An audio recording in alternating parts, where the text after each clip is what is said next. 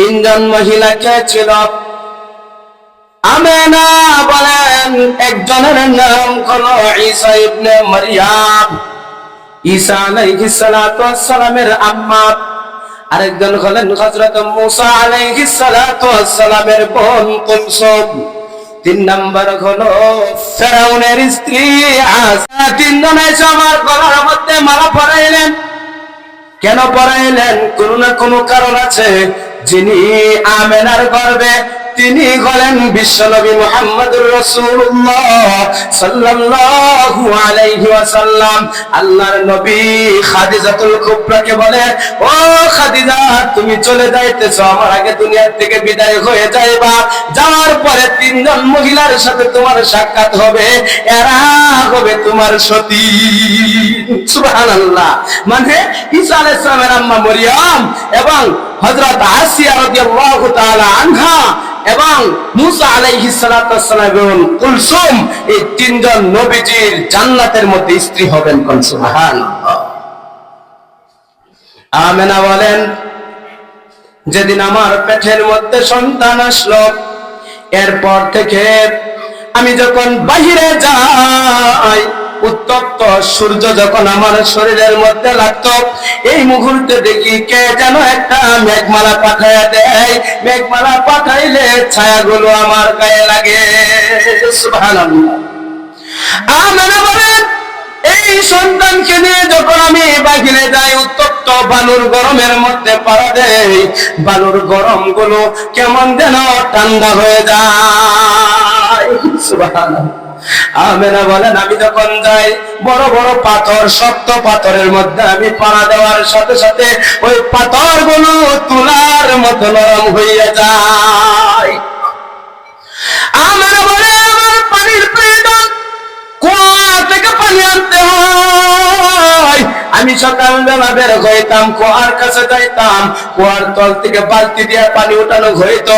আমি যাওয়ার সাথে সাথে কুয়ার পানিগুলো নিচ থেকে উপরে উঠে যাইতো। মক্কার সমস্ত নারীরা, সমস্ত মহিলারা আমাকে ধরতো, আমেনা তুমি যাইও না, তুমি সকালবেলা আসছো, এখানে থাকো। বলে, কেন থাকবো? তুমি যদি চলে যাও, পানি অতলে চলে যায়, সুতরাং তোমার পানি আমরা তোমার বাড়িতে পৌঁছায় দিব। মা আমেনা বলেন, আমি সকালবেলা যাইতাম, আস্তে আস্তে আমার সন্ধ্যা হয়ে যাইতো। মক্কার রমণী মহিলারা আমাকে আসতে দিত না। সুবহানাল্লাহ। আমেনা বলেন, যেদিন আমার সন্তান গর্ভের মধ্যে চলে আসলো, আমি যখন থুতু নিক্ষেপ করতাম, আমার থুতু দিয়া কান্নাল মিসকায়া, থুতুর সাথে মেশকে আম্বরের গান বাইরে তো।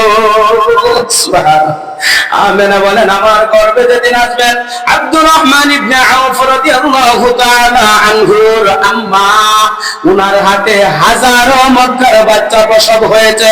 উনি আমার ঘরের মধ্যে, নবীজির আম্মা বলেন, আমেনা বলেন, আমি ঘরের মধ্যে একটু তন্দ্রার মধ্যে আমি শুয়ে গেলাম, হেলান দিয়ে বসলাম। এভাবে হেলান দিতে দিতে আমার চোখ বন্ধ হয়ে গেছে। বলেন আল্লাহু আকবার।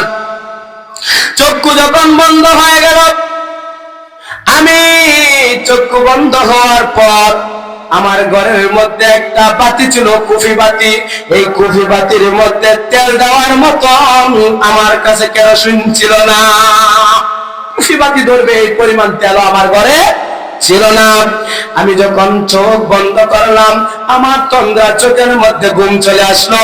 আমি তাকায় দেখি আমার ঘরটা আলোকিত হয়ে গেল।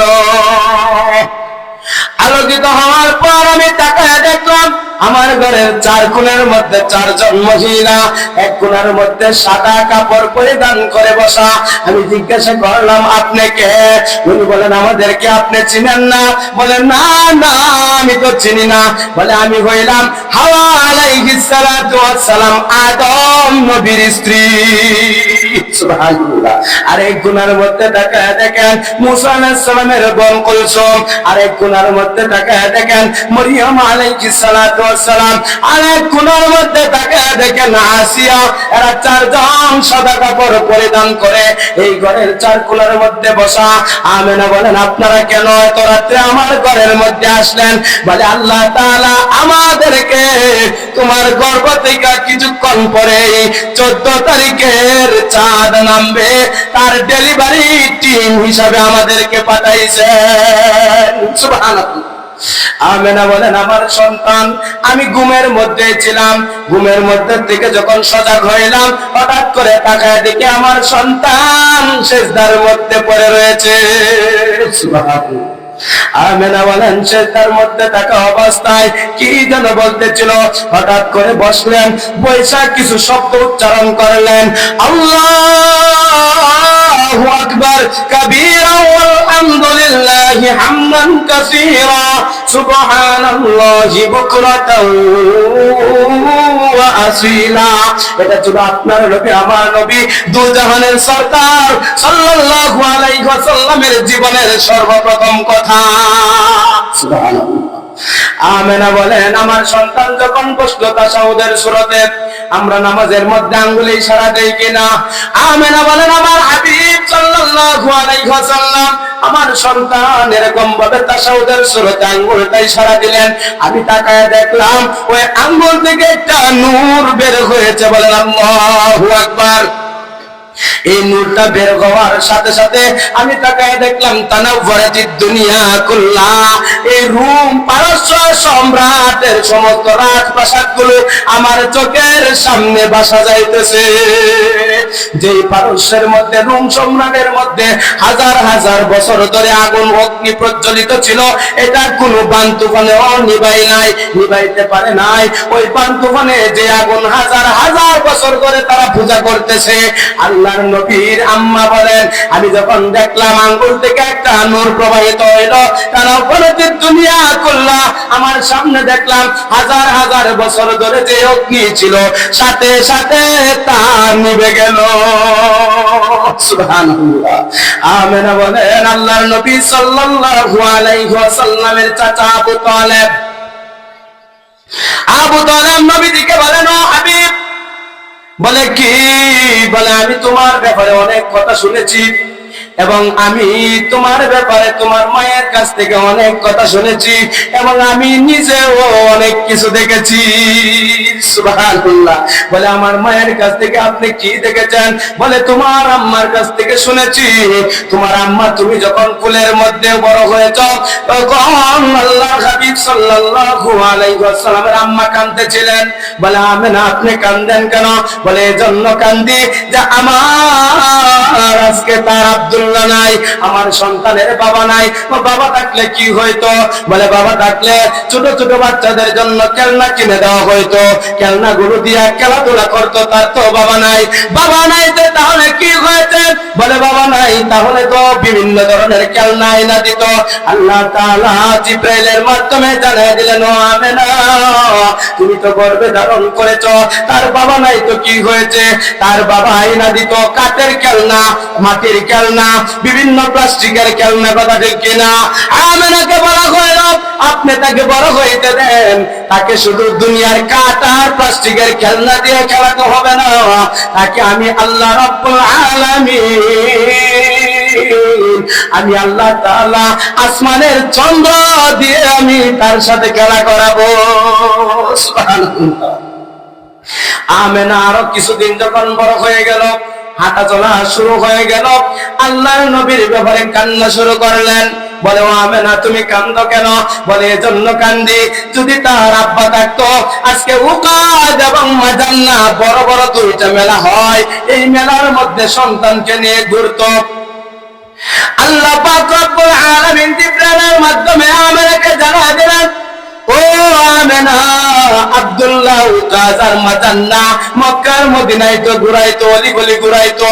এই তো তুমি চিন্তা করতেছো তার বাবা যদি থাকতো এগুলা ঘুরাইতো, চিন্তা কোনো কারণ নাই। তুমি তো সন্তান গর্ভে নিয়েছো, প্রসব করেছো, তোমার তো সন্তানের সম্পর্ক আমার হলো মাহবুবিয়াতের সম্পর্ক। সুবহানাল্লাহ। মাহবুবিয়াতের সম্পর্ক দ্বারা কি বুঝলেন? আল্লাহ নবী সাল্লাল্লাহু আলাইহি ওয়াসাল্লাম ছিলেন হাবিবুল্লাহ, ইব্রাহিম আলাইহিস সালাতু সাল্লাম ছিলেন খলিলুল্লাহ। খলিলুল্লাহ অর্থ হলো ইব্রাহিম নবী আল্লাহকে ভালোবাসতেন, এজন্য খলিলুল্লাহ। আর আল্লাহ তাআলা আমাদের নবীকে ভালোবাসতেন, এজন্যই হলেন হাবিবুল্লাহ। হাবিবুল্লাহ মানে হলো আল্লাহ নবীকে ভালোবাসতেন, খলিলুল্লাহর অর্থ হলো ইব্রাহিম আল্লাহকে ভালোবাসতেন। ও আমেনা, আমি তো আমার হাবিবকে ভালোবাসি। তুমি আজকে উকাজার মাজান্না মেলায় কুরআন ও মক্কার অলিগলি কুরআন চিন্তা করো, আমার এই হাবিবকে কোথায় ঘুরাইবো জানো নি? সুবহানাল্লাযী আসরা বিআবদিহি লাইলাম মিনাল মাসজিদিল হারাম ইলাল মাসজিদিল আকসাল্লাযী বারাকনা হাওলাহু লিনুরিয়াহু মিন আয়াতিনা ইন্নাহু হুয়াস সামিউল বাসীর। আল্লাহ পাক রব্বুল আলামিন বলো, আমেনা তোমার হাবিবকে আমি আমার এই হাবিবকে মক্কা থেকে বাইতুল মুকাদ্দাস নিব। বাইতুল মুকাদ্দাস থেকে প্রথম আসমান, দ্বিতীয় আসমান, তৃতীয় আসমান, চতুর্থ আসমান, পঞ্চম আসমান, ষষ্ঠ আসমান, সপ্তম আসমান, সিদরাতুল মুনতাহা, জান্নাত, জাহান্নাম, লৌহ কলম কুরসি সহ তাকওয়া কাউসাইনি আও আদনা আমি আল্লাহর সাথে সাক্ষাৎ করাবো। আল্লাহ নবী সাল্লাল্লাহু আলাইহি ওয়াসাল্লামের চাচা আবু তালেব বলেন, ও হাবিব, এগুলো আপনার মায়ের কাছ থেকে আমি শুনেছি। নবীজি বলেন, তাহলে আপনি কি দেখেছেন? আল্লাহর নবী সাল্লাল্লাহু আলাইহি ওয়াসাল্লামের চাচা আবু তালেব বলেন, আমি স্বচক্ষে দেখেছি। কি জানোনি? বলে, তুমি যখন সুবে সাদিকের সময় জন্মগ্রহণ করেছ, এরপরে সারাদিন রৌদ্র ছিল, তোমাকে ঘর থেকে বের করা হয় নাই। ঘর থেকে সন্ধ্যাবেলা যখন সূর্য ডুবে গেল, আমরা সন্ধ্যাবেলা তোমাকে ঘর থেকে বের করলাম, বাহিরে রাখলাম। রাখার সাথে সাথে তাকায় দেখলাম আকাশের দিকে, আন্নাল কমারা আইয়াদুনু, চন্দ্রটা তোমার দিকে নিচের দিকে আস্তে আস্তে আসতেছে। আসার পর আমি হঠাৎ করে চিৎকার মারলাম, খশিতু আইয়াকা আলাই।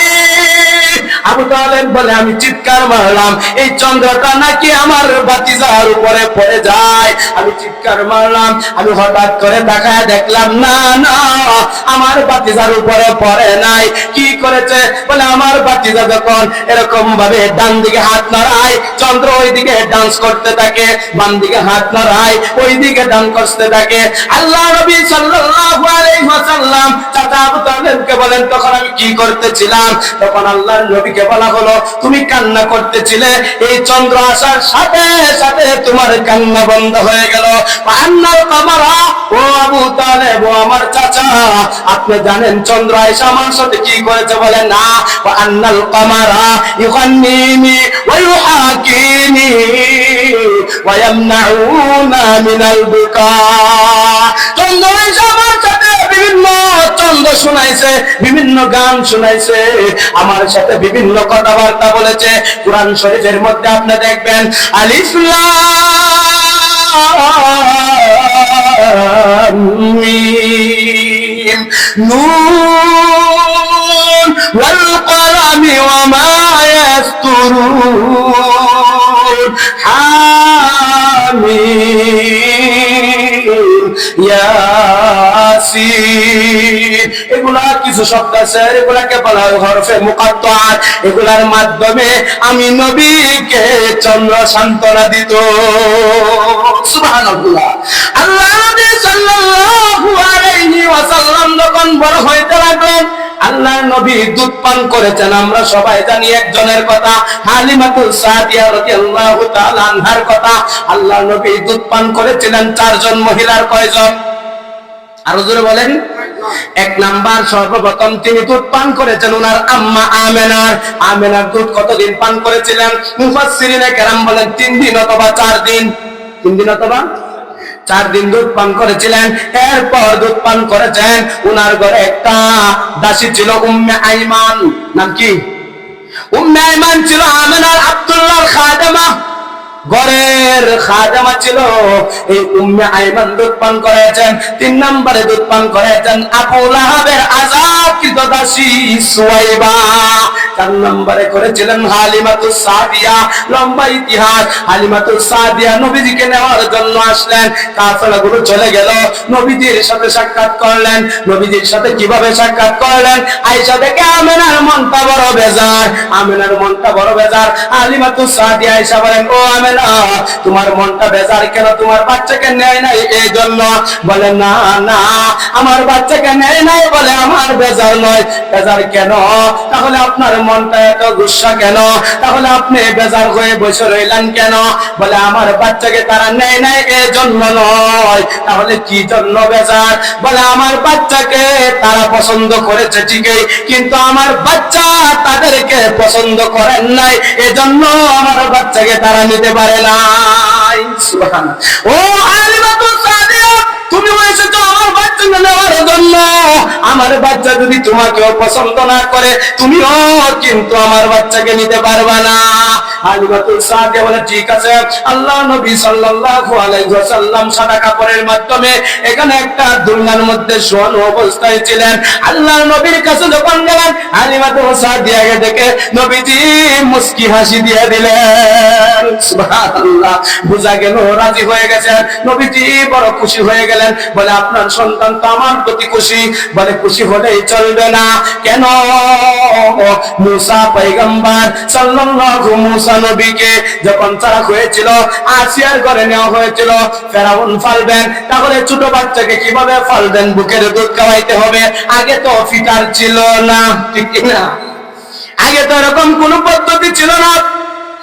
বুকের দুধের মাধ্যমে সন্তান লালন পালন করা হয়তো। এখন কি করা যাবে? আসিয়ার তো কোনো সন্তান নাই, খাওয়াবে কিভাবে? আসিয়া বলে, এই বাচ্চাকে আমি লালন পালন করব। কিভাবে করা হবে? ঘোষণা দেওয়া হলো, এই বাচ্চাকে যদি কেউ দুধ পান করায়, তার বংশধরকে রাষ্ট্রীয়ভাবে সমস্ত দায়ভার, সমস্ত খরচ বিল্ডিং সহ দেওয়া হবে। সমস্ত মহিলারা লাইন ধরলেন। মুসা নবীর মাও লাইনের মধ্যে সবার লাস্টে ছিল। মুফাসসিরিনে কেরাম সবার শেষে থাকার বহু কারণ উল্লেখ করেছেন। যখন লাস্টে চলে একজন পর একজন মহিলা আসতে লাগলো, মুসা পয়গম্বরকে সামনে নিল, মুখের মধ্যে নিলেন, কিন্তু মুসা পয়গম্বরের ঠোঁটটা বড় দাঁতি লাগা ছিল, ঠোঁট খুললেন না। একজন মহিলা স্তন দুধ পান করলেন না। একদম লাস্টে যখন ছিলেন, মুসা পয়গম্বর আম্মা খুলে নিলেন। খুলে নিয়ে যখন স্তনের দুধ দেওয়ার সাথে সাথে খাওয়া আরম্ভ করে ফেলেছে। ও হালিমাতুস সাদিয়া, আমার সন্তান তোমাকে বড় পছন্দ করেছে। এখন যদি তোমার স্তনের দুধ না পান করে, তুমিও কিন্তু আমার সন্তান নিতে পারবা না। মুসা পয়গম্বর সাল্লাল্লাহু মুসা পয়গম্বরের মতো দুধ পান না করলে তুমিও তো নিতে পারবা না। বলে, ঠিক আছে। খুলে লইলেন। হালিমাতুস সাদিয়া স্তনের মধ্যে দুধ ছিল না, জীর্ণ শীর্ণ ছিল, বড় হালকা ছিল। হালিমাতুস সাদিয়া বলেন, আমি সন্তানকে খুলে নিয়ে যখন দুধ পান করাইলাম, কারেন্টের মধ্যে শর্ট করলে যেমন জিন্দি শুরু হয়ে যায়, আমি অনুভব করলাম আমার শরীরের মধ্যে নবীজির ঠোঁট মুবারক লাগার সাথে সাথে আমার সারা শরীর জিন্দি শুরু হয়ে গেল। তাকায় দেখলাম আমার স্তনের মধ্যে দুধ ছিল না, দুধে ভরপুর হয়ে গেল। এবং নবীজিকে তো ঠোঁট মুবারক দেওয়ার সাথে সাথে দুধ পান করা শুরু করে দিল। আমেনাকে বলে, আমেনা, এখন তো আমার প্রতি রাজি খুশি হয়েছে, দুধও পান করেছে, আর তো আটকানোর কোন সুরত নাই, এখন আমি বিদায় নেই। আমেনা বলে, বিদায় নেওয়ার আগে আমি সন্তানের কিছু প্রশংসা করতে চাই। বলে, কি? বলে, এমন একটা সন্তান আমি আর কখনো দেখি নাই। সুবহানাল্লাহ। আমেনাকে হালিমাতুস সাদিয়া বলো, আমেনা, তোমার বাবার বাড়ি হলো মদিনা, তোমার স্বামীর বাড়ি হলো মক্কায়, তুমি আর কত মানুষের চেহারা দেখেছ, মক্কার মদিনায় তোমার সফর। আমি হইলাম একজন ব্যবসায়ী মহিলা, আমি বিভিন্ন জায়গায় শামে সফর করেছি, বিভিন্ন ব্যবসার উদ্দেশ্যে কাফেলাতে আমি সফর করেছি, বিভিন্ন মানুষের চেহারা দেখেছি। যেই পরিমাণ মানুষের চেহারা দেখলাম, আমি হালিমাতুস সাদিয়া বলি, এমন সুন্দর ফুটফুটে চেহারা আমি কখনো দেখি না। নাই। সাথে ছিল আব্দুল মুত্তালিব দাদা। বলে আমেনা প্রশংসা করলো আমার নাতির, আমেনা প্রশংসা করলো, হালিমা প্রশংসা করলো। আমি দাদা হিসাবে কিছু প্রশংসার যোগ্য রাখি কি রাখি না? দাদা বলে তোমরা প্রশংসা করেছ, আমার নাম হলো আব্দুল মুত্তালিব, আমি হইলাম কাবা শরীফের মুতাওয়াল্লি। আল্লাহ কাবা শরীফের তওয়াফ করার জন্য সারা পৃথিবীর মানুষ এখানে এসেছে। আমি অত বড় ব্যবসায়ী, ব্যবসার উপলক্ষে আমার চাইতে বড় ব্যবসায়ী পৃথিবীতে আর কেউ ছিল না। আমি ব্যবসা উপলক্ষে কত দেশ সফর করেছি, কত মানুষের চেহারা কাবার মুতাওয়াল্লি হিসাবে কত দেশের চেহারা আমি দেখেছি। আমি আব্দুল মুত্তালিব বলি যত মানুষের চেহারা দেখেছি, আমার এই নাতির মতন সুন্দর ফুটফুটে চেহারা আমি আব্দুল মুত্তালিব কোথাও দেখি নাই। সাথে সাথে জিবরাইল আলাইহিস সালাতু ওয়াস সালাম আয়েশা বলেন, ও আমেনা তোমরা প্রশংসা করেছো, হালিমা তুমি প্রশংসা করেছো, ও আব্দুল মুত্তালিব তোমরা এবার কত মানুষের চেহারা দেখেছো। আমি জিবরাইল আদম নবীর চেহারা দেখেছি, সমস্ত মানুষের চেহারা দেখেছি, সমস্ত ফেরেশতাদের চেহারা দেখেছি। আমি জিবরাইল সমস্ত নবীদের চেহারা দেখেছি, 312 জন রাসূলের চেহারা দেখেছি। আমি জিবরাইল এমন কোন মানুষ নাই তার চেহারা দেখি নাই। আমি বলতেছি এমন সুন্দর ফুটফুটে বাচ্চার মতন সুন্দর চেহারাওয়ালা কোন মানুষের চেহারা আমি জিবরাইল পর্যন্ত দেখি না। সুবহানাল্লাহ। আল্লাহ তাআলা বলেন জিবরাইল তুমি প্রশংসা করলা, মা করলো, হালিমা করলো, আব্দুল মুত্তালিব দাদা করলো, আমি আল্লাহ তো আর বসে থাকতে পারি নাই। আল্লাহ তাআলা জিবরাইলকে বলেন, ও জিবরাইল সারা পৃথিবীতে আমি এমন সুন্দর ফুটফুটে চেহারা বানাই নাই, দেখবা কোত্থেকে? সুবহানাল্লাহ। আল্লাহর নবী সাল্লাল্লাহু আলাইহি ওয়াসাল্লামের চেহারা এত সুন্দর ছিল। হালিমাতুস সাদিয়া নিয়ে গেলেন, 2 বছর পর আবার ফেরত পাঠাবেন। আয়েশা দেখে মক্কার মধ্যে একটা মহামারী চলছে, মহামারীটা হলো শরীরের মধ্যে বসন্ত রোগ। আবার হালিমাতুস সাদিয়ার সাথে অনেক ঘটনা ঘটেছে, বরকতের ঘটনা। হালিমা তো ছাড়তে রাজি নয় না, এই বাচ্চা আমি ছাড়বো না। এরপরে আবার কাকুতি মিনতি করে আমেনার কাছ থেকে নিয়ে গেলেন। তার বয়স হলো 6, আরো 4 মাস, আরো 2 বছর রাখলেন, 4 বছর হইল। প্রথমে 2 বছর, পরে নিয়ে আবার কত বছর রাখলেন?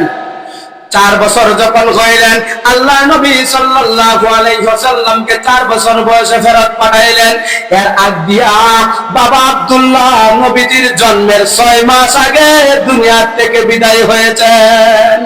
জন্মের কত মাস আগে? 6 মাস আগে বাবাকে হারালেন।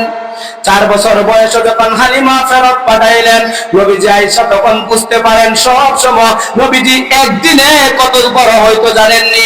আমাদের বাচ্চাগুলো 2 বছরে যত বড় হয়, নবীজি একদিনে অত বড় হইতেন। সুবহানাল্লাহ।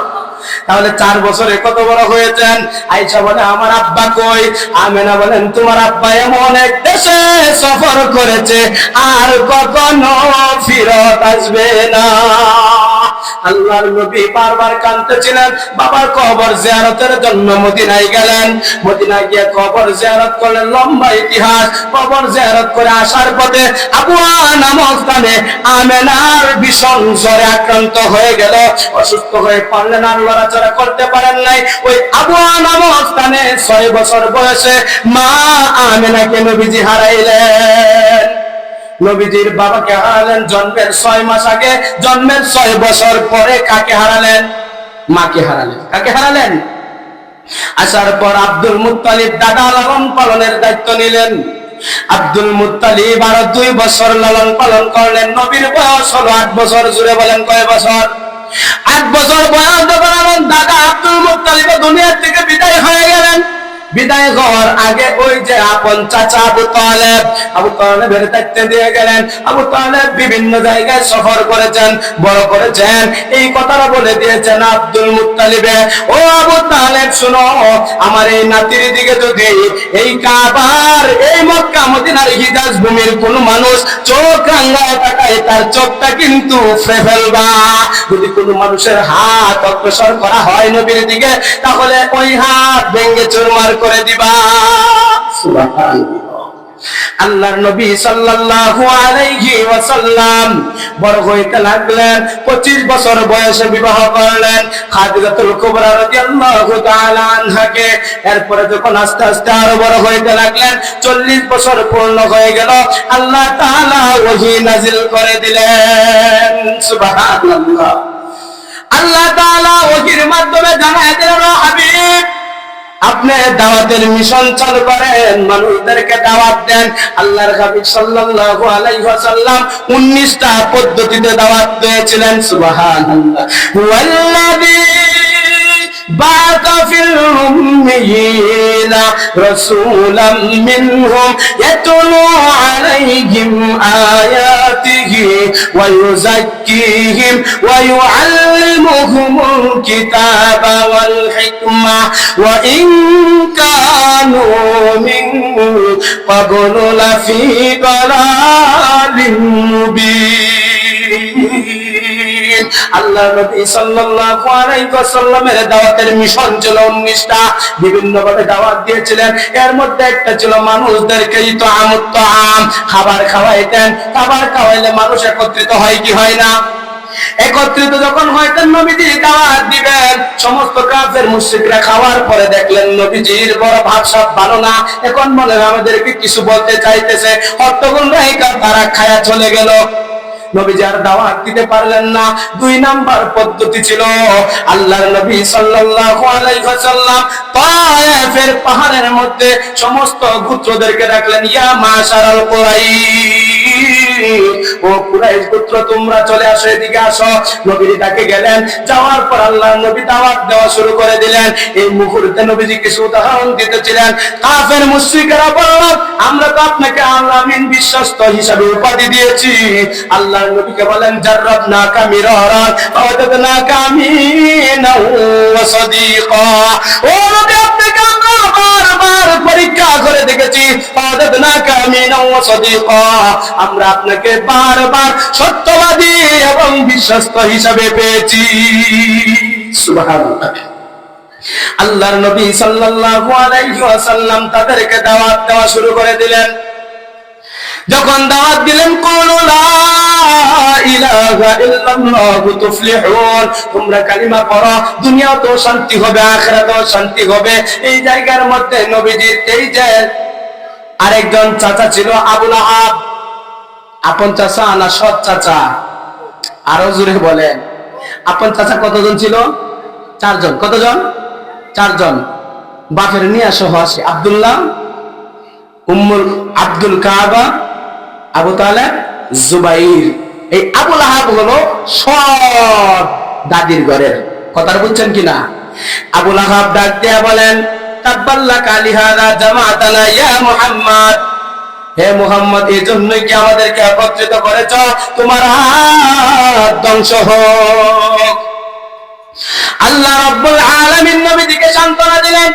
আবু লাহাব যখন ধ্বংসের কথা বললেন, নবীজিকে সান্ত্বনা দিয়ে বলেন, ও হাবিব, আপনাকে আমি বড় ভালোবাসি, আপনাকে আমি মহব্বত করি, সুতরাং আপনাকে যদি কেউ গালি দেয়, এটার জবাব আপনার দিতে হবে না, এটার জবাব আমি আল্লাহ দিব।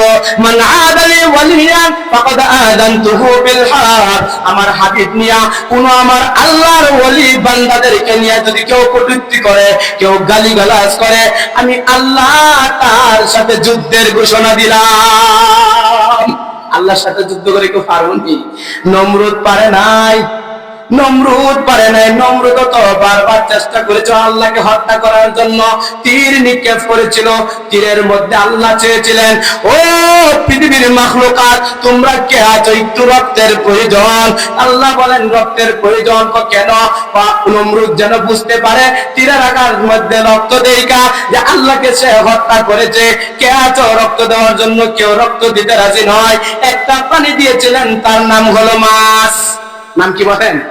মাছে রাজি হয়েছেন। ওই মাছ আইসা যখন লাগলেন, তীরের মধ্যে মাছের রক্ত নিশে পড়ল। নমরুদ বলে, দেখো দেখো, আপনার হাবিবকে আমরা ধ্বংস করে ফেলেছি, আপনার রবকে আমরা ধ্বংস করে ফেলেছি। আল্লাহ মাছকে পুরস্কার করলেন, ও মাছ, তুমি রক্ত যেহেতু দিয়েছ, তোমার মুর্দা অবস্থাও তুমি হালাল, জীবিত অবস্থাও খাওয়া তোমাকে হালাল করে দিলাম। সুবহানাল্লাহ। এই জন্য মুহতারাম হাজিরিন, অন্য প্রাণী যদি মারা যায় খাওয়া হারাম, ঠিক না? গরু জীবিত অবস্থায় জবাই করে খাইলে হালাল, মরাটা খাওয়া হারাম। মাছ জীবিত মরা উভয়টাই খাওয়া যায়, কারণ কি? মাছ আল্লাহর হুকুম মেনেছিল, ঠিক না? এই জন্যই মুহতারাম হাজিরিন, আল্লাহ পাক রব্বুল আলামিন বলেন, ওয়া রাফা'না লাকা যিকরাক।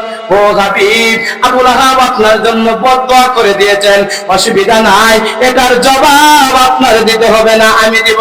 আল্লাহ তাআলা আয়াত নাযিল করে দিলেন, বলে আল্লাহু আকবার। তাব্বাত ইয়াদা আবি লাহাবিন ওয়া তাব্বা মা আগনা আনহু মালুহু ওয়া মা কাসাব। আল্লাহ তাআলা আয়াত নাযিল করে দিলেন, তাব্বাত ইয়াদা আবি লাহাবিন ওয়া তাব্বা। ও নবী, আপনার হাত ধ্বংস হবে না, আবু লাহাবের হাত ধ্বংস হবে। সুবহানাল্লাহ। তাব্বাত এখানে মাজির সিগা কেন ব্যবহার করেছেন? মাজি অর্থ মানে অতীতকাল, যেই কালটা চলে গেছে। আপনারা বলেন, এশার নামাজ আছে না চলে গেছে? সন্দেহ আছে কোনো? এশার নামাজ যে গেছে গা, কোনো সন্দেহ আছে? মাগরিব চলে গেছে কিনা পিছনে, এটাকে অতীতকাল বলে। এই যে গেছে, কোনো সন্দেহ আছে? কোনো সন্দেহ নাই। আল্লাহ এই কথাটা এই মাজির সিগার দ্বারা বুঝাইতে চান। তাব্বাত ইয়াদা আবি লাহাবিন ওয়া তাব্বা। ওয়া তাব্বা মানে ধ্বংস হয়ে যাওয়া। আবু লাহাব ধ্বংস হয়ে গেছে। আমরা দেখি আবু লাহাব এখনো সামনে ছিল, কিন্তু ধ্বংস হয় নাই। আল্লাহ ধ্বংস হয়ে গেছে বললেন কেন? আমরা যদি মা বোনদেরকে দেখি, তারা পাক করতেছে, যদি বলেন মা তুমি কি পাক করো, তখন মা বোনরা বলে ভাত রান্না করি। বলে কি? বলে না, আসলে ভাত রান্না করে না, চাউল রান্না করে। কি বলেন না? ভাতের কথা কেন বলে? চাউলটা গরম করে কিছুক্ষণ পরে নিশ্চিত ভাতে রূপান্তরিত হবে, কথা ঠিক কিনা? আল্লাহ তাআলা বুঝাইলেন নিশ্চিত আবু লাহাব ধ্বংস, এই জন্য মাজির সিগা ব্যবহার করেছেন। এরপরে আল্লাহ বলেন, মা আগনা আনহু মালুহু ওয়া মা কাসাব। শুধু আবু লাহাব ধ্বংস হবে, তার আরো যত জিনিস ছিল, তার যত মাল আছে, সমস্ত মাল ধ্বংস হয়ে যাবে। মুফাসসিরিনে কেরাম বলেন, মাল দ্বারা উদ্দেশ্য হলো দুইটা ব্যাখ্যা। কয়টা? এক নাম্বার, মাল দ্বারা উদ্দেশ্য হলো ধন সম্পদ। ধন সম্পদ ধ্বংস হবে কেন? আবু লাহাবকে আল্লাহর নবী বলতেন, চাচা আপনি যদি ঈমান না আনেন, তাহলে আল্লাহ তাআলা এই কারণে বিভিন্ন আযাব দেওয়া হবে। আবু লাহাব বলতো, আমি হলাম এমপি মন্ত্রীর পদে, বিভিন্ন দেশের মধ্যে, এলাকার মধ্যে মার্ডার হয়, এগুলার সমাধান আমার দিতে হয়। আমার কাছে যদি কিছু টাকা পয়সা দেওয়া হয়, ঘুষের টাকা দিলে আমি কত মার্ডার কেসের আসামিকেও মুক্তি দিয়ে দেই। সুতরাং তুমি আমাকে কিসের আযাবের ভয় দেখাও? আমার কাছে মাল আছে, মাল কি আছে? আমার কাছে মাল আছে, টাকার কোনো অভাব নাই, কোটি কোটি বিলিয়ন মিলিয়ন টাকা। তোমার আল্লাহ যখন আযাব দিবে, ওই আযাবটা আমি, ওই আযাব দেওয়ার সময় আমার যে ধন সম্পদ আছে, ওই টাকাগুলো ঘুষ দিয়ে আযাব থেকে আমি মুক্তি পেয়ে যাব। আখিরাতে কি ঘুষ চলে? বলেন, ঘুষ চলে না।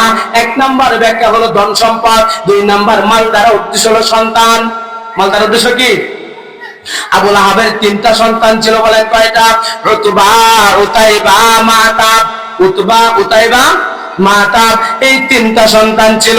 3টা সন্তান বড় ফদের ছিল, বড় টাকাওয়ালা ছিল।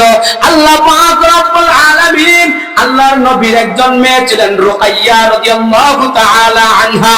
ওই রুকাইয়াকে আবু লাহাবের একটা সন্তান ছিল উতাইবা। উতবা, উতাইবা, উতাইবার কাছে বিবাহ দিয়েছিলেন। উতবা এবং মাতাব, এরা দুইজন মক্কা মদিনার পরে ইসলাম গ্রহণ করেছে। সুবহানাল্লাহ। উতবা আনছে আর মাতাব আনছে, উতাইবা আরে নাই। এই উতাইবার কাছে রুকাইয়াকে আল্লাহর নবী মেয়েকে, কন্যাকে বিবাহ দিয়েছিলেন। এই হিসাবে আল্লাহর নবীর বিয়াই কি লাগে বলেন না? এক হলো চাচা, আবার মেয়েকে বিবাহ দিলেন তার সন্তানের কাছে, এখন সম্পর্ক কি? বিয়াই। আল্লাহর নবী সাল্লাল্লাহু আলাইহি ওয়াসাল্লাম কে সান্ত্বনা দেওয়ার জন্য আল্লাহ বলেন আপনার এই যে সম্পর্ক হয়েছে এই আবু লাহাবকে কিভাবে দেওয়া হবে, ধ্বংস কিভাবে করা হবে। সায়াসুলানা রাউযাতা লাগাবিউ ওয়া আমরাআতু, আল্লাহ তাআলা বলেন ও আবু লাহাবকে অচিরেই প্রজ্বলিত অগ্নির মধ্যে নিক্ষেপ করা হবে। শুধু তাই নয়, আমরাআতু আবু লাহাবের স্ত্রীকেও দেওয়া হবে। এখন আপনারা বলবেন আবু লাহাব তো নবীজিকে বদদুয়া করেছিল, এজন্য সে অগ্নিতে যাবে, জাহান্নামে যাবে। তার স্ত্রী কি করেছিল? তার স্ত্রীর নাম ছিল উম্মে জামিল। নাম কি বলেন? নামগুলো কেন বলি, এগুলো আপনাদের কাজেও তো লাগতে পারে, এজন্য নামগুলো মেনশন করে বলি। উম্মে জামিল আবু লাহাবের স্ত্রী। আপনারা সবাই জানেন উম্মে জামিল কেন জাহান্নামে যাবে? সে তো নবীর কোনো বদদুয়া করে নাই, বদদুয়া করেছে আবু লাহাব, ঠিক না? তাহলে উম্মে জামিল কেন যাবে? আপনারা জেনেছেন একজন মহিলা নবীজি যখন চাইতেন নামাজ পড়তে রাস্তার মধ্যে কাঁটা দিত। কাঁটা কি দিত? এই কাঁটা যেই মহিলা দিত এটাই আবু লাহাবের স্ত্রী উম্মে জামিল। কেন যাবেন জাহান্নামে? আল্লাহ সামনের আয়াতের মধ্যে বলেন হাম্মালাতাল হাতাব, আল্লাহ বলেন এই জন্য যাবে। হাতাবুন শব্দের অর্থ হলো দুইটা। কয়টা? এক নাম্বার হাতবুনের অর্থ হলো লাকড়ি। হাতবুন অর্থ কি? লাকড়ির দ্বারা উদ্দেশ্য হলো কাঁটা জাতীয় লাকড়ি। ওই কাঁটা জাতীয় লাকড়ি দিয়ে নবীজিকে কষ্ট দিত এই মহিলা। এই জন্য উম্মে জামিল একদিকে চাষি আর একদিকে বেআইন। বুঝেননি? এটা কাজে লাগবে একটু সামনে। এই বেআইন এবং চাচি করত কি নবীজিকে কষ্ট দিত। আল্লাহর নবী সাল্লাল্লাহু আলাইহি ওয়াসাল্লামকে এক নাম্বার ছিল এটা। হাতবুন লাকড়ির দ্বারা, কাঁটা জাতীয় লাকড়ির দ্বারা নবীজিকে কষ্ট দিত। এই জন্য ওই মহিলাও জাহান্নামে যাবে। নাকি তা উপযুক্ত না? নবীকে কষ্ট দিত এই জন্য যাবে। দুই নাম্বার হাতবুনের শব্দ অর্থ হলো অগোচরে বদনাম বলা। কি বলা? অগোচরে বদনাম বলা। রাষ্ট্রের মধ্যে সবাই দেখলেন আল্লাহর নবী যখন দাওয়াত দেওয়া শুরু করে দিলেন লা ইলাহা ইল্লাল্লাহু মুহাম্মাদুর রাসূলুল্লাহ, এই যে কালিমাটার দাওয়াত দিলেন, কালিমার হাকিকত সমস্ত কাফের মুশরিকরা জানতো, কিন্তু আমরা মুসলমানরা এটার হাকিকত জানি না। তাবলীগের মধ্যে হাকিকত বয়ান করা হয়, কিন্তু আমরা তার হাকিকত জানি না। হাকিকতটা কি জানেননি? আজকে নতুন কিছু তথ্য নেন। লা ইলাহা ইল্লাল্লাহু মুহাম্মাদুর রাসূলুল্লাহ, এখানে দুইটা শব্দ। জোরে বলেন কয়টা শব্দ? আরো জোরে বলেন কয়টা শব্দ? লা ইলাহা ইল্লাল্লাহ একটা শব্দ, মুহাম্মাদুর রাসূলুল্লাহ আরেকটা শব্দ। কয়টা হইল? লা ইলাহা ইল্লাল্লাহর মধ্যে আপনি অক্ষরগুলো গণনা করবেন, এখানে হলো 12টা অক্ষর। মুহাম্মাদুর রাসূলুল্লাহ দ্বিতীয় পাঠের মধ্যে 12টা অক্ষর। একটু গণনা করে দেখবেন। মসজিদে যাইবেন, লেখা আছে না নাই? কালিমার মধ্যে এই শব্দটা লেখা আছে না নাই? মসজিদের মিম্বরের উপরে এই কালিমাটা লেখা আছে না নাই? এখানে অক্ষরগুলো গণনা শুরু করবেন। লা ইলাহা ইল্লাল্লাহর মধ্যে 12টা অক্ষর, মুহাম্মাদুর রাসূলুল্লাহর মধ্যে 12টা অক্ষর। 12 আর 12 কত? 24। বলেন 12 আর 12 কত? লা ইলাহা ইল্লাল্লাহু মুহাম্মাদুর রাসূলুল্লাহ, এর উদ্দেশ্য হলো এখানে 24টা অক্ষর। লা ইলাহা ইল্লাল্লাহ, আল্লাহর দিন রাত কত অক্ষর? 24 ঘন্টা। দিন রাত কয় ঘন্টা? আরো জোরে বলেন কয় ঘন্টা? দিন রাত হলো 24 ঘন্টা। এই 24টা অক্ষর দিয়ে এই উদ্দেশ্য হলো লা ইলাহা ইল্লাল্লাহ মুহাম্মাদুর রাসূলুল্লাহ, আল্লাহর হুকুম, নবীর তরিকা, দিন রাত 24 ঘন্টা পালন করতে হবে। সুবহানাল্লাহ। লা ইলাহা ইল্লাল্লাহ মুহাম্মাদুর রাসূলুল্লাহ, এর উদ্দেশ্য হলো আল্লাহর হুকুম, নবীর তরিকা 24 ঘন্টা চলবে। এটা দিয়ে গ্রহণ করবে, আল্লাহর হুকুম মানতে হবে, নবীর তরিকা মানতে হবে। দিন রাত 24 ঘন্টা আল্লাহ এবং নবীর তরিকায় জীবন যাপন করতে হবে। কাফের মুশরিকরা জানতো আরে এটা একটা ধর্মের দিকে মানুষকে নিয়ে যাইতেছে। কাফের মুশরিকরা বুঝতে পারলো এখন একটা মিটিং ডাকলো, কি করা যায়? নবীজি এই যে কাজগুলো করতেছে তার ধর্মের দিকে মানুষদেরকে আসক্ত করে নিয়ে যাইতেছে, বিরোধিতা করা শুরু করলো। এই দাওয়াতের মিশন কিভাবে বন্ধ করা যায়? আল্লাহর নবীর ব্যাপারে একটা দারুণ একটা বৈঠক বসলো। বৈঠকের মধ্যে এক একজন এক এক পরামর্শ, লম্বা দীর্ঘ পরামর্শ। একজন বলে নবীজিকে দেশান্তরিত করা হোক, আরেকজন বাধা দেয়, না চলবে না। কেন? যুক্তি হলো এই দেশে তাই কাজে মতো কালিমার দাওয়াত দেয়, আরেক দেশে পাঠাইলে ওই জায়গায় তো এই দাওয়াতই দিব, ঠিক কিনা? তাহলে আরো মানুষ উম্মত বেশি কমাইবো না বাড়াইবো? আরো বাড়তে থাকবে। সুতরাং এই কাজ করা যাবে না। বলে কি করা যায়? আরেকজন পরামর্শ দিল, বিভিন্ন পরামর্শ ছিল। আরেকজন পরামর্শ দিল নবীকে হত্যা করা। বলেন নাউজুবিল্লাহ। আরেকজন বলল, যদি হত্যা করো, জানোনি কুরাইশ বংশের লোক, তোমরা কিন্তু সারা রাইফলবাসী নয়, সারা পৃথিবীর এমন কোন ক্ষমতাকর নয় কুরাইশ বংশের সাথে কুলাইতে পারে, না টাকা দিয়া, না জনবল দিয়া, না প্রশাসন দিয়া, কোনো কিছুর দ্বারাই সম্ভব নয়। তাহলে তো এটাও সম্ভব হবে না। তাহলে হত্যা করা যাবে না, কি করা যায়? অনেক পরামর্শের মধ্যে একটা পরামর্শ ছিল, একজনে দিয়ে আসলো। বলে কি পরামর্শ? বলে নবীজিকে পাগল বলা যায়, পাগল। এখন বলে পাগল বললে লাভটা কি, ব্যাখ্যা কি? বলে পাগলের কাছে মানুষ যাইতে চায় না। 2 নাম্বার হলো, দরবার যদি হয় এলাকার মধ্যে ফরদানি আনা হয়, যে ফরদানি পাগল তার কথা কেউ মানেনি। পাগলের ফরদানির সিদ্ধান্ত মানবেন? ও পাগলের কথার কোনো দাম আছে? আপনার সমাজে পাগলের কোনো দাম আছে? এর কথার কোনো দাম আছে? গ্রহণযোগ্যতা নাই। তাহলে পাগল বললে একমাত্র দূরে থাকবে, পাগল থেকে মানুষ দূরে থাকে। কারণ পাগলের তো কোনো বিচার নাই। যদি বাড়ি মারে কোনো বিচার আসেনি? আছে বিচার? 1 নাম্বার মানুষ দূরে থাকে। 2 নাম্বার পাগলের কথার কোনো ভ্যালু নাই, মূল্য নাই। 2 নাম্বার গেল। 3 নাম্বার পাগলকে দেখলে ছোট ছোট বাচ্চারা ঠাট্টা করে, কথা ঠিক কিনা? করে কিনা? বলে এই কাজটা যদি করি তাহলে মুহাম্মদ যত কথা বলবে একটা কথারও কেউ মূল্য দিবে না। মুহাম্মদের সাথে ছোট ছোট বাচ্চারা হাসি ঠাট্টা করবে, আর মানুষগুলো পাগল থেকে দূরে থাকবে। মানুষ পাগল থেকে দূরে থাকবে। বলে কি করা যায়? এমপি মন্ত্রীরা সিদ্ধান্ত নিল, সকালবেলা ঘোষণা করা যায়, আমাদের দেশে একটা পাগল আসছে, ওই পাগলের ধারে কাছে কেউ যাইও না। এমন একটা পাগল যদি কোনো ক্ষতি করে, আমরা কিন্তু রাষ্ট্রীয়ভাবেও কোনো প্রস্তুত নিব না। তাহলে পাগলের বিচার করা অসম্ভব হবে না। এই পাগল আসছে, পাগলের কথা তোমরা কেউ শুনবা না। এই সিদ্ধান্ত যখন নিলেন, আল্লাহ রাব্বুল আলামিন তাদের এই কুচক্র সম্পর্কে অবগত আছেন না নাই? আল্লাহ তাআলা বলেন, ওয়া মাকারু ওয়া মাকারাল্লাহ ওয়াল্লাহু খায়রুল মাকিরিন।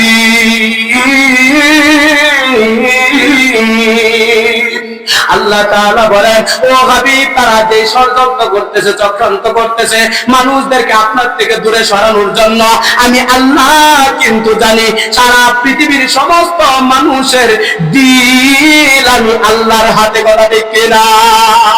আল্লাহ পাক রব্বুল আলামিন মানুষের দিল ঘোরা দিলেন। সকলের মনের মধ্যে জাগলো। এমপি ঘোষণা দিতেছে, এটা বড় পাগল। মন্ত্রী ঘোষণা দেয়, চেয়ারম্যান ঘোষণা দেয়, এমপি মন্ত্রী এবং মেম্বার সহ সবাই দেখা যায় ঘোষণা দিতেছে। এত বড় পাগল দেশের মধ্যে আসছে, সবাই যখন ঘোষণা দেয়, বোঝা গেল পাগলটা সাধারণ পাগল নয়, অনেক বড় পাগল। আমার জান থাকুক আর না থাকুক, জীবনে একবার হলেও এত বড় পাগলকে দেখা বড় দরকার। তারা চেয়েছিল কি, আর হইল কি?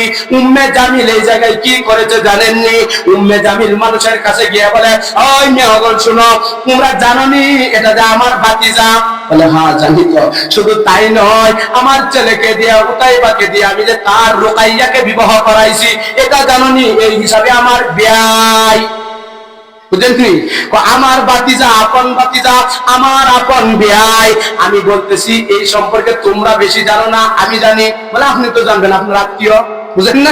আপনি তো জানবেন। এই আত্মীয়র দোহাই দিয়া উম্মে জামিল মানুষের কাছে বদনাম ছড়াইতো। ওই যে হাতগুল বদনাম, বুঝলেন কি বদনামটা? কি বদনাম ছড়াইতো? এই লোকটা আসলে পাগল, তার কথার কোনো মূল্য নাই, তার কথার কোনো ভ্যালু নাই। সুতরাং তোমরা, আমি আপন চাচি হিসাবে, আপন ভাই হিসাবে আমি বলতেছি লোকটা ভালো না, তার কথা তোমরা কেউ শুনবা না। এই কথা বইলা বইলা এলাকার মানুষদেরকে বিশ্বাস করাইতো।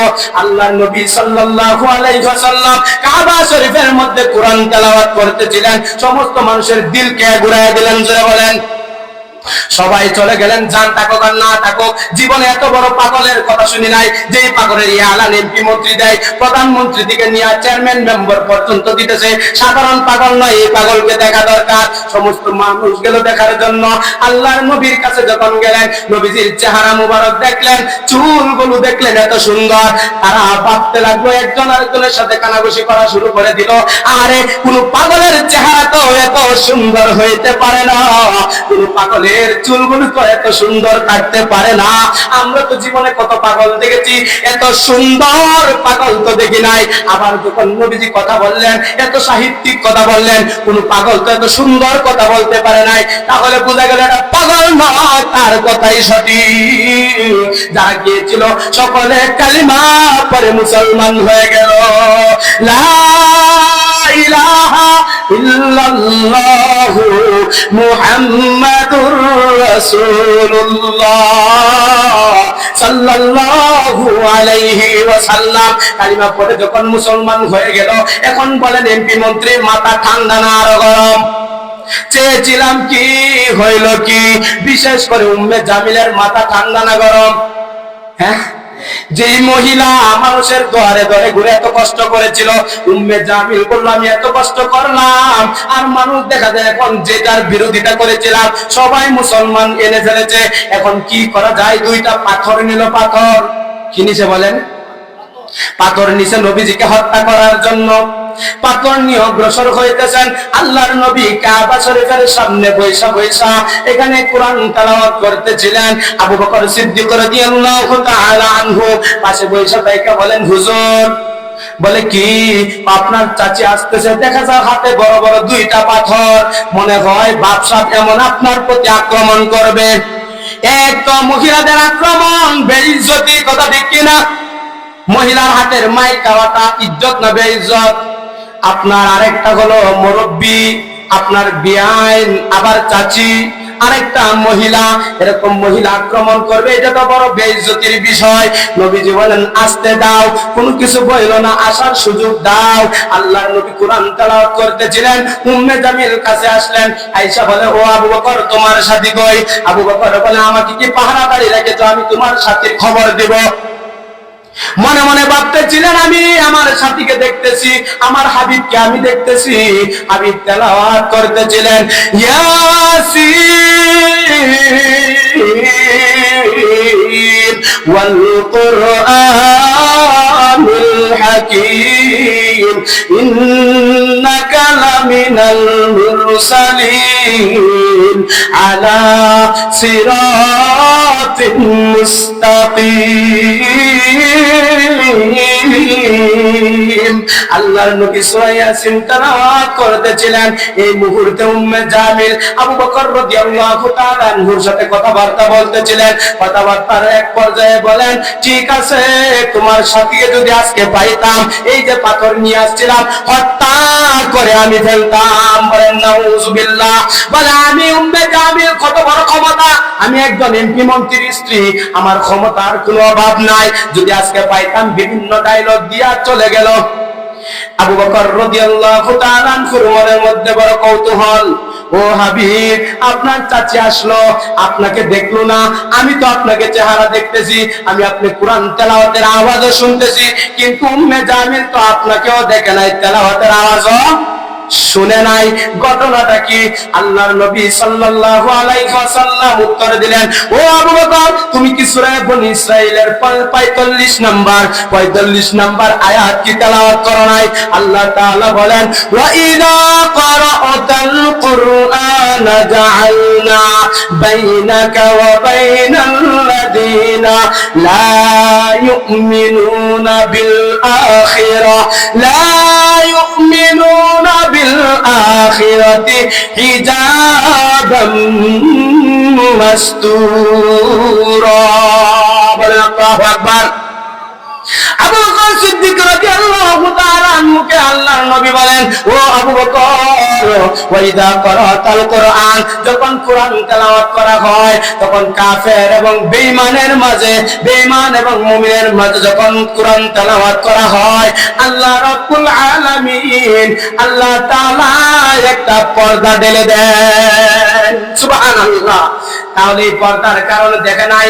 আবু বকর বলেন, হুজুর আমি তো কোনো পর্দাও দেখি নাই, আমি তো কোনো পর্দাও দেখি নাই। তাহলে কি হলো?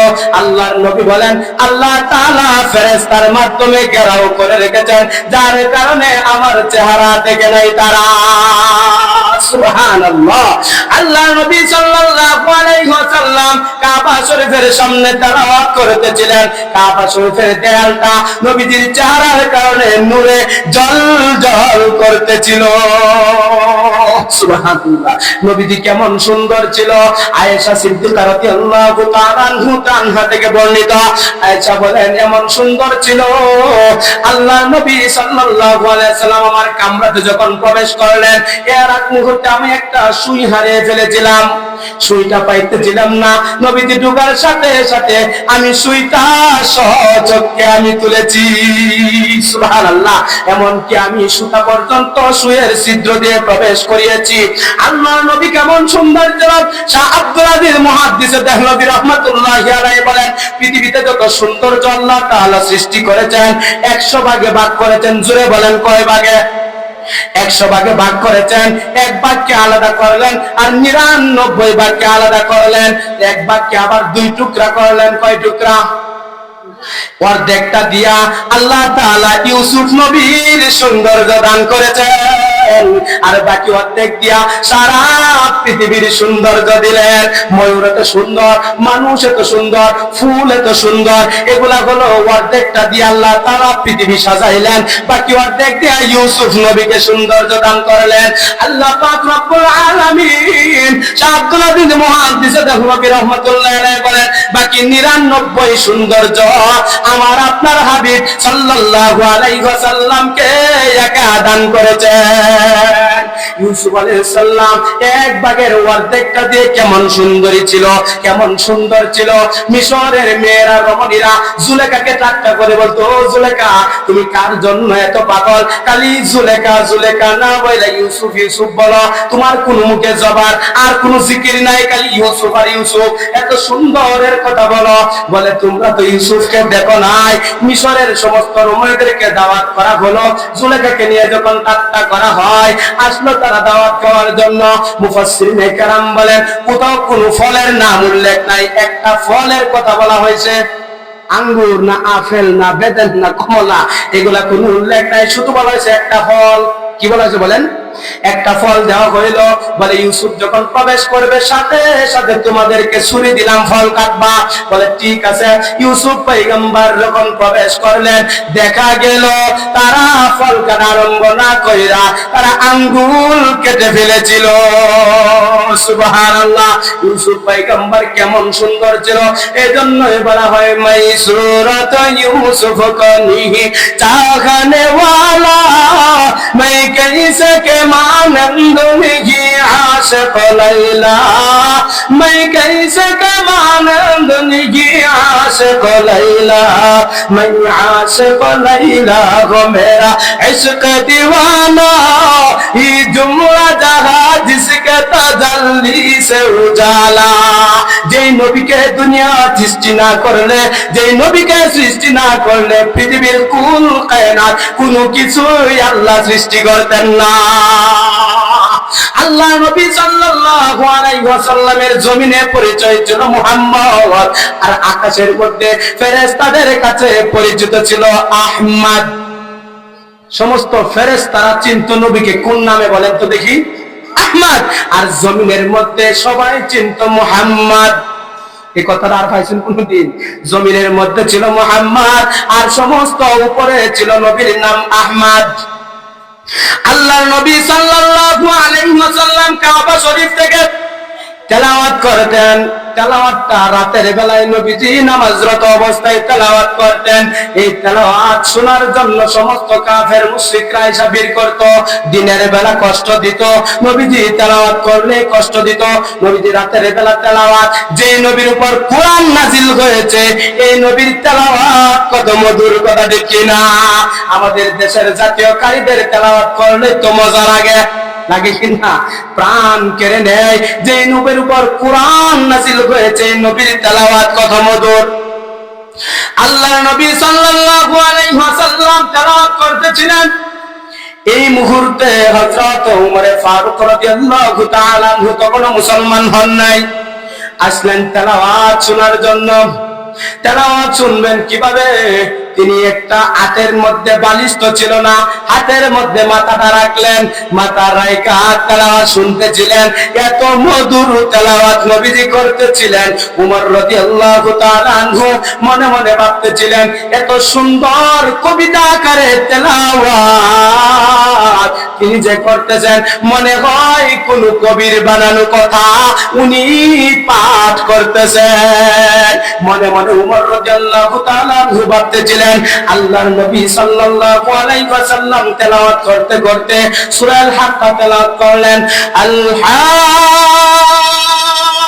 হাক্কাতু মাল হাক্কা ওয়া মা আদরাকা মাল হাক্কা। তেলাওয়াত করতে করতে যখন তিনি তেলাওয়াত করতে করতে সামনে চলে গেলেন, এরপরে বললেন, ওয়া মা হুয়া বিকাউলি শাইরিন কলিলাম মা তুমিনুন। বলেন আল্লাহু আকবার। ওমর ফারুক রাদিয়াল্লাহু তাআলা আনহু মনে মনে ভাবতেছিলেন, মনে হয় কোন কবির বানানো কথা উনি পাঠ করতেছেন। আল্লাহর নবী তেলাওয়াত করে বলেন, ওয়া মা হুয়া বিকাউলি শাইরিন কলিলাম মা তুমিনুন। ওমর শুনো, এটা কোন কবির বানানো কবিতা না। বলেন আল্লাহু আকবার। ওমর রাদিয়াল্লাহু তাআলা আনহু বললেন, আমি তো মনে মনে ভাবতেছিলাম এটা মনে হয় কোন কবির বানানো কবিতা। মুহাম্মদ কিভাবে জানলো? যাই না নামাজের মধ্যে উত্তর দেন, ওয়া মা হুয়া বিকাউলি শাইরিন, এটা কোন কবির বানানো কবিতা নয়। ওমর বলেন, আমি মনে মনে ভাবতেছিলাম, আমার মনের ধারণাতে হয়তো জানতে পেরেছে, মনে হয় উনি বড় কাহির, উনি বড় জাদুঘর, উনি বড় গণক, আর না হলে আমার মনের কথা যায় না। উত্তর দিল কিভাবে?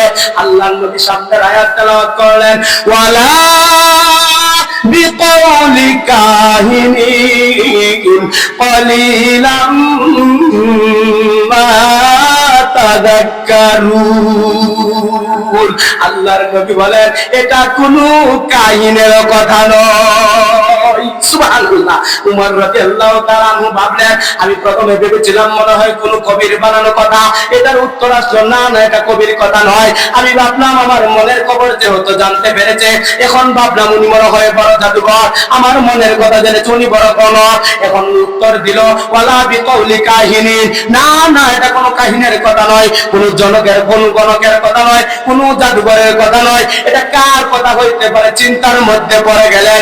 ওমর বড় চিন্তার মধ্যে পড়ে গেলেন। চিন্তা করার আগেই নবীজি সামনের আয়াত তেলাওয়াত করে উত্তর দিয়ে দিলেন, তানজিলুম মির রাব্বিল আলামিন।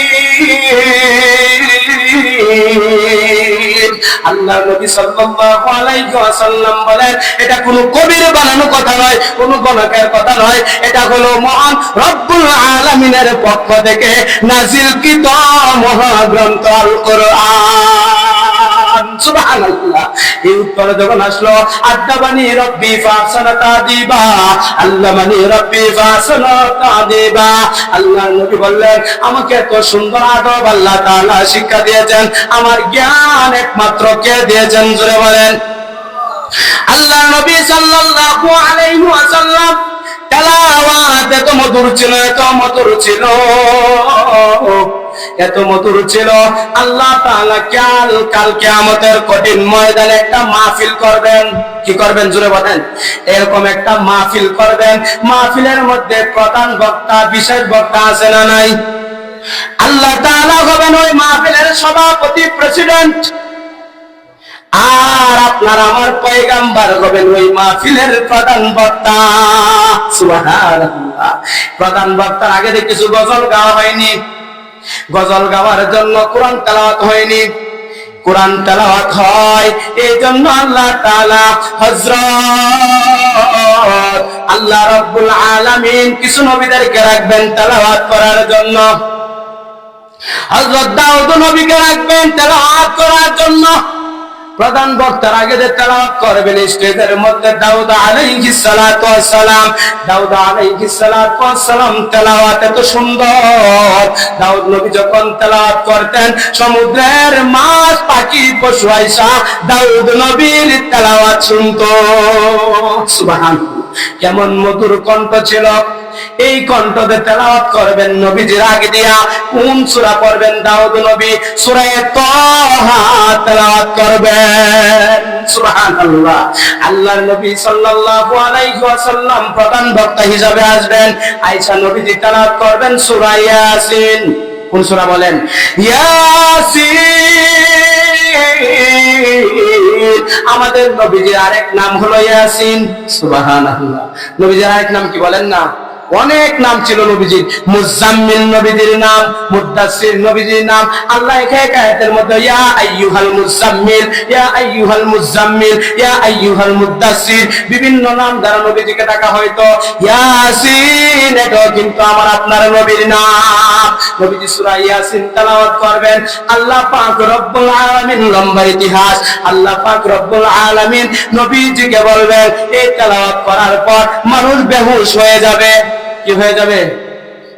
তেলাওয়াত শুনে বেহুশ হয়ে যাবে। বেহুশ হওয়ার পর আবার উঠবেন, আবার ওঠার পর আবার তেলাওয়াত করবেন, আবার বেহুশ হয়ে যাবেন, আবার উঠবেন, আবার বেহুশ হয়ে যাবেন।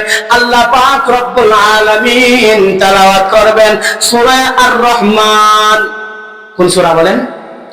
সূরা আর-রহমান তেলাওয়াত করবেন। দুনিয়াতে আমরা পড়ি আর-রহমান আল্লামাল কুরআন খালাকাল ইনসান আল্লামাহুল বায়ান। আল্লাহ পাক রব্বুল আলামিন ওই দিন তেলাওয়াত আর-রহমান বলবেন না, আল্লাহ বলবেন আনার রহমান। সারা জীবন তোমরা দেখেছ শুধু খালি পড়েছ আর-রহমান, রহমান রহিম তোমরা পড়েছ। রহমান হলো দুনিয়াতে যিনি সবচেয়ে বেশি দয়ালু, এটা হলো রহমান। রহিম হলো আখিরাতে যিনি দয়া করবেন। সুবহানাল্লাহ। আখিরাতে যিনি দয়া করবে এটা হলো রহিম। আর রহমান,